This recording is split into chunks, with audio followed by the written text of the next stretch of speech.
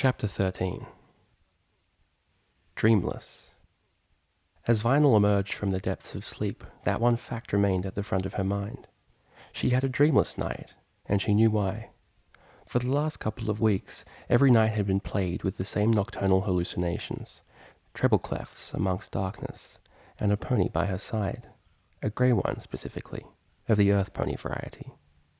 But last night she'd slept peacefully, and it was with a big smile that she reached out to hug the reason why.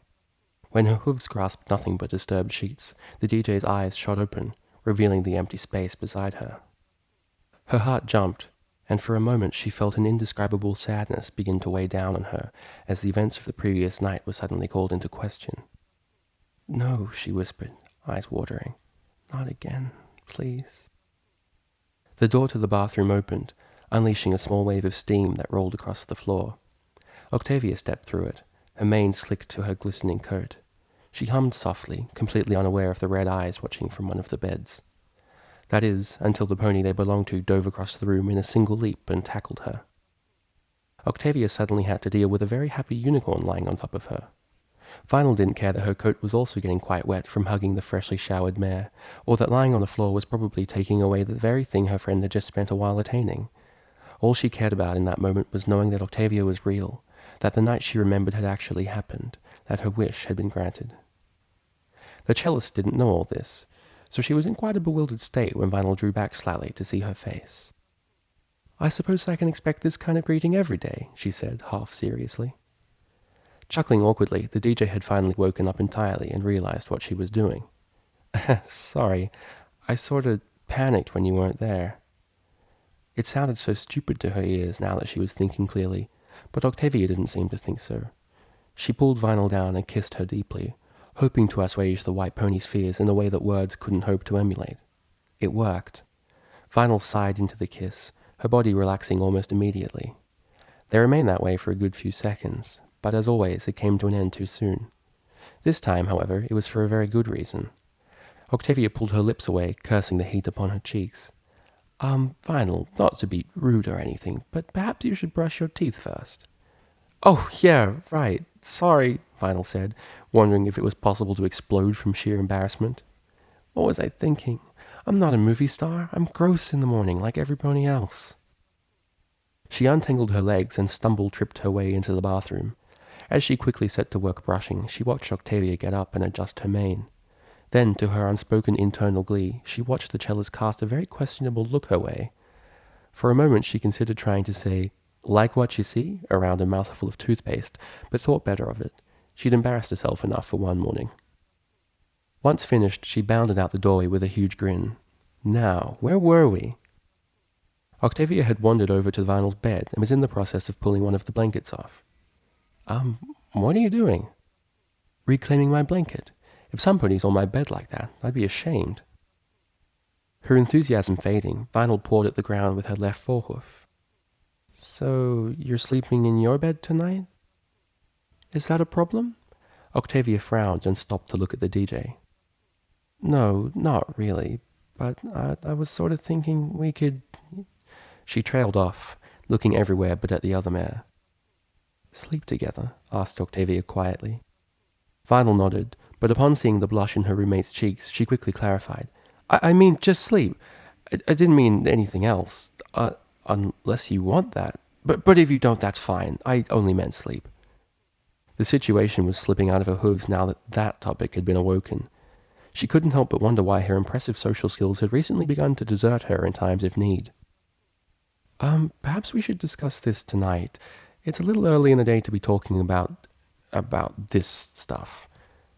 Listening to her cellist, Vinyl experienced a brief moment of relief as she realized that she was not the only one who was feeling a little uncomfortable. Octavia bit her lip. "That being said, I did enjoy waking up next to you." She smiled at the memory. "You kept squeezing me and grinning in your sleep. It took half an hour to escape your hooves." The DJ chuckled and shrugged, not the least bit surprised. "I'd probably have done that whether I was asleep or not," she admitted. Giggling, Octavia left the blanket where it was, to be dealt with later. She wandered over to Vinyl and planted a tentative kiss on her cheek. "So, breakfast?" Resisting the urge to smother the cellist's muzzle with kisses, Vinyl grinned. "Starving." As midday approached and breakfast became a memory, Vinyl had been forced to grudgingly excuse herself in order to attend her drawing class. Octavia had offered her services as a model again, but the class had apparently moved on to different subjects. That hadn't stopped the unicorn from slyly suggesting she might take her up on the offer later tonight, which left the cellist a blushing wreck long after the conversation had ended. Octavia tried to suppress her unrestrainable smile. Her cheeks ached, and she was certain she looked like a complete fool, but there was no stopping it. As she wandered across the grassy court in the middle of the campus, she felt a happiness like no other flood every fibre of her being. It was as if the universe had finally decided to go easy on her for once. After the years of loneliness in high school, the constant overwatch of her mother, she'd reached the end of the tunnel, and the light was so bright. No longer would there be a little thought in the back of her mind that said, "You're alone, Octavia," when it was late at night. No longer would she cry herself to sleep at the thought of sitting by herself at lunchtime. It was over, and it had just begun. She soon realized she was approaching the same building Psyche worked in. Deciding that she agreed with her subconscious mind, the grey mare stepped inside and approached the receptionist. Psyche had helped her pass the barriers her mind had constructed, and was every bit as responsible for her happiness as Vinyl was. Well, maybe slightly less responsible, but he played a part nonetheless, and she wanted to make sure he knew what it meant to her. "Hello again, Miss Octavia. How may I help you?" the reception pony asked cheerfully. "Hello, I was wondering if Psyche is available." "He most certainly is. Just head on up and I'll call him to let you know you're coming." The mare grinned, baring her perfect teeth. "Thank you."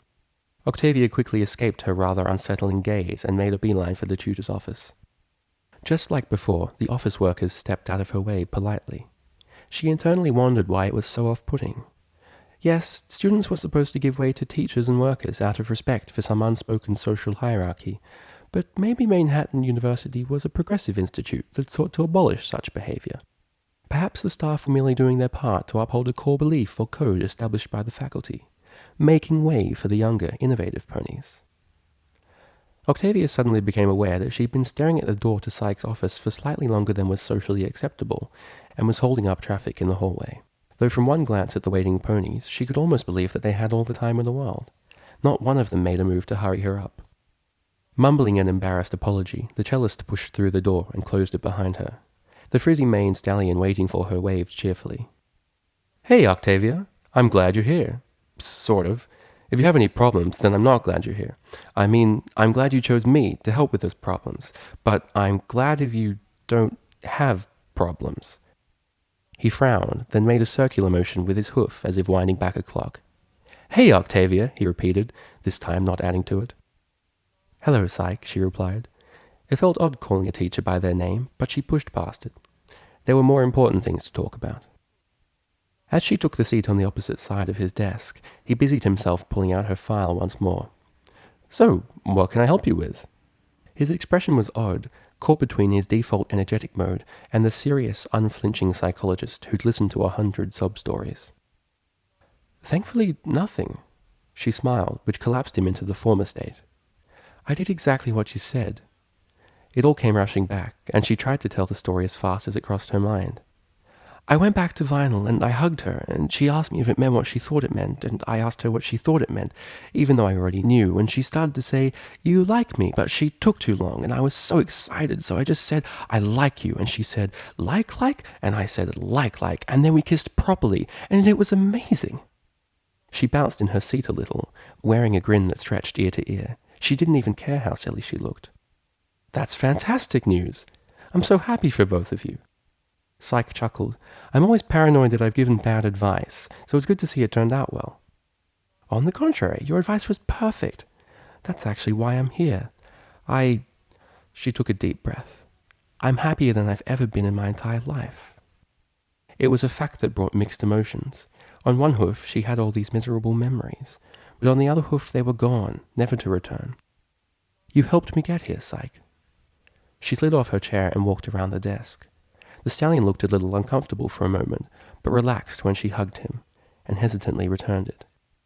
No doubt Vinyl would probably think hugging a teacher is about as lame as it gets, yet not even the thought of the DJ's voice-cracking laughter could ruin her good mood.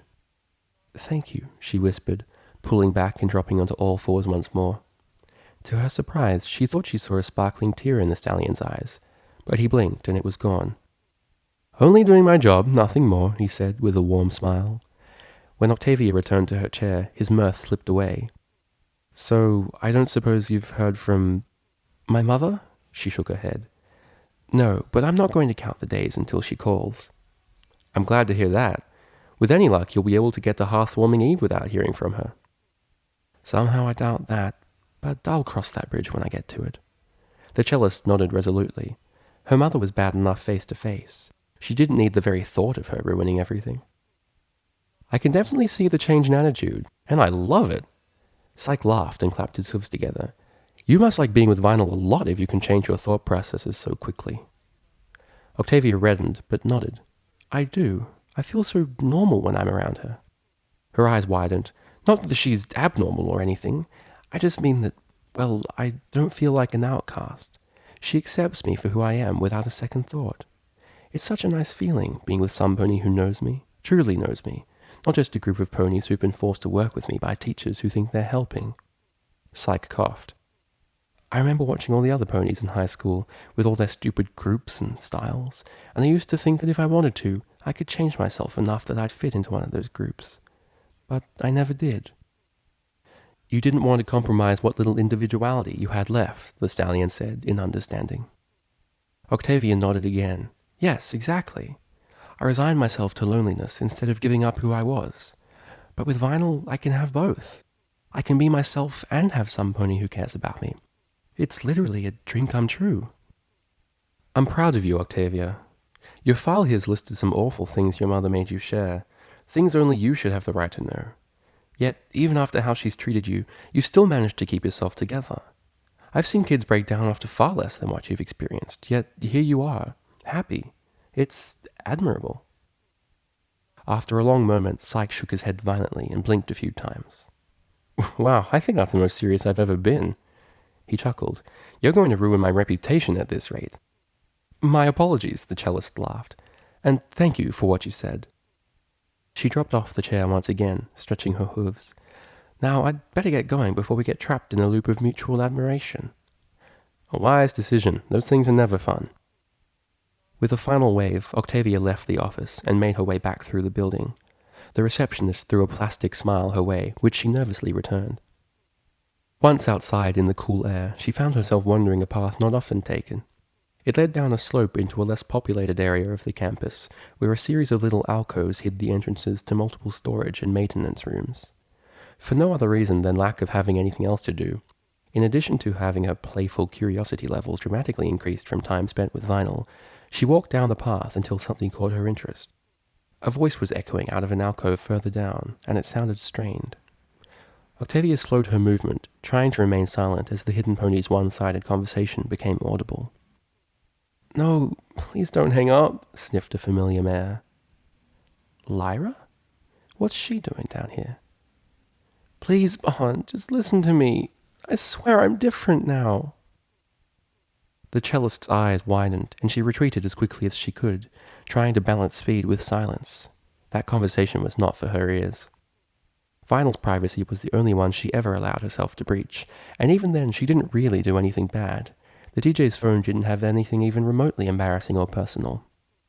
At the top of the slope, just before entering back into the huge court, Octavia heard hoofsteps behind her.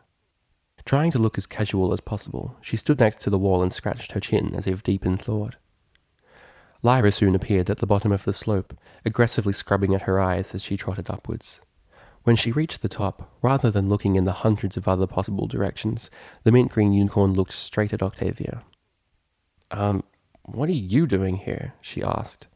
Her eyes were still red from crying, and the grey mare couldn't help but feel a little sorry for her.